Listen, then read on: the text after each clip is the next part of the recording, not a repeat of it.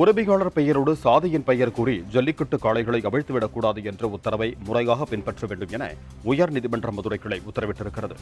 2019 ஆண்டு ஜல்லிக்கட்டு போட்டிகளை சாதி மத ரீதியாக நடத்தக்கூடாது என்ற உயர்நீதிமன்ற உத்தரவை சுட்டிக்காட்டி அரசு அதிகாரிகள் முன்பாகவே அது நடக்கிறது என கூறி மதுரை உயர்நீதிமன்ற கிளையில் பொதுநல வழக்கு தொடரப்பட்டது. வழக்கு விசாரணைக்கு வந்தபோது உயர்நீதிமன்ற தீர்ப்பை பின்பற்றுவோம் என அரசு தரப்பில் உறுதியளிக்கப்பட்டது. தொடர்ந்து சாதியின் பெயர் கூறி காளைகளை அவிழ்க்கக்கூடாது என்ற உத்தரவை முறையாக பின்பற்ற வேண்டும் என கூறி தீண்டாமை உறுதிமொழி எடுப்பது தொடர்பான மனுதாரரின் மனுவை பரிசீலனை செய்யுமாறு மாநில அரசுக்கு நீதிபதிகள் உத்தரவிட்டனர்.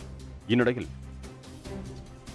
மதுரை உயர்நீதிமன்ற கிளையில் கருத்தை முற்றிலும் வரவேற்பதாக தெரிவித்திருக்கும் முன்னாள் அமைச்சர் சி. விஜயபாஸ்கர், ஜல்லிக்கட்டு போட்டிகளுக்கான ஆன்லைன் முறையை ரத்து செய்ய வேண்டும் எனவும் காளைகள் வளர்ப்போருக்கு மாதந்தோறும் 1000 ரூபாய் வழங்கப்படும் என்ற வாக்குறுதி தற்போது வரை நிறைவேற்றப்படவில்லை எனவும் குறிப்பிட்டார்.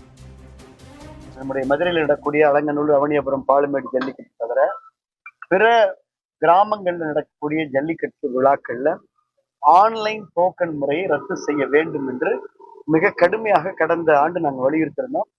கடைசியில ஜனவரியில தொடங்கி பிப்ரவரி முடிஞ்சு மார்ச் மாதத்துல அதை ஆன்லைன்ல ரத்து செஞ்சு அதை கிராம கமிட்டிக்கு டோக்கனை வழங்கக்கூடிய முறையை மாவட்ட நிர்வாகம் கடைசி நேரத்துல அது எங்களுடைய அழுத்தமான கோரிக்கைக்கு பிறகு செஞ்சாங்க.